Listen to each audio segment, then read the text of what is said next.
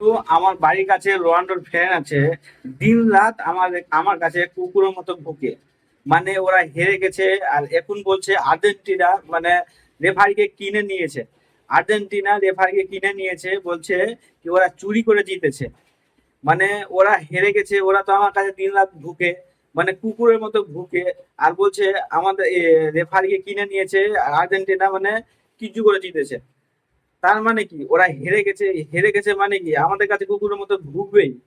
মানে ওরা মানে একটা তো সাপোর্টার পাবে। আর একটা জিনিস তো জানিস, যারা হেরে গেছে ওরা ওদের দোষ কি হবে এটা নিয়ে খুঁজবেই।